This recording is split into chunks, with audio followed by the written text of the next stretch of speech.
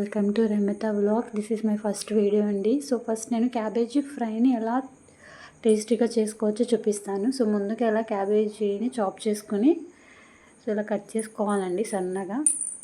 So cut చేసుకుని ముందు boil చేసుకుందాము. కొంచెం వాటర్ తీసేసుకొని సో దాంట్లో క్యాబేజీ వేసేసి సో క్యాబేజీ వేసుకున్న తర్వాత 2 స్పూన్ల పసుపు, 1.5 స్పూన్ ఉప్పు వేసుకొని సో బాయిల్ చేసుకుందాం. స్టవ్ వెలిగించేసి సో బాగా బాయిల్ చేసుకుందామండి.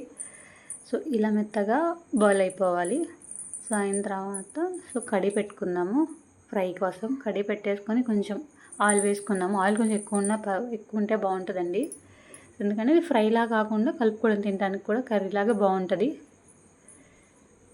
సో ఆనియన్, పచ్చిమిర్చి వేసేసుకున్న తర్వాత కొంచెం పోపు దినుసులు, సో కరివేపాకు, బాయిల్ చేసుకున్న క్యాబేజీని కూడా వేసేసుకొని ఫ్రై చేసుకుందాము. మూత పెట్టేసుకొని కొంచెంసేపు ఉడికించుకుందామండి. దీని తర్వాత పసుపు, తగినంత సాల్ట్ వేసేసుకొని సో మిక్స్ చేసుకుందాము. సో కొంచెంసేపు ఉడికించుకుందామండి.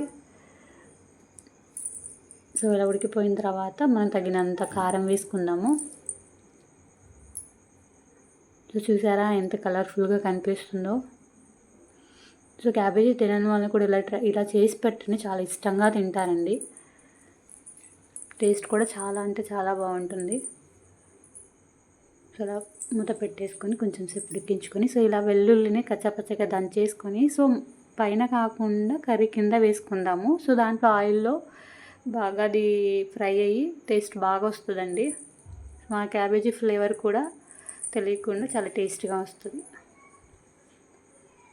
అంటే కొంచెం ఇష్టపడరు కదా క్యాబేజీ ఫ్లేవర్ని, అందుకని ఇలా వేసుకొని తింటే బాగుంటుంది. సో ఇలా కర్రీ రెడీ అయిపోయింది. సో దీన్ని సర్వ్ చేసుకుందాము. చూసారా కర్రీ సగం అయిపోయింది. మా తోడికోడలు వాళ్ళు వేసుకున్నారండి, చాలా ఇష్టంగా తింటారు నేను చేస్తే ఇది. సో వాళ్ళ కర్రీస్ కూడా నాకు వేశారు. సో మా హస్బెండ్కి అయితే పెట్టేశాను. సో తను తిని ఎలా ఉందో చెప్తారు. ఫస్ట్ టైం కదా కొంచెం సిగ్గుపడుతున్నారండి. సో నన్ను కూడా సపోర్ట్ చేయండి ప్లీజ్. ఒక లైక్, సబ్స్క్రైబ్ చేసుకోండి. థ్యాంక్ యూ అండి. ఇదిగో చెప్తారు.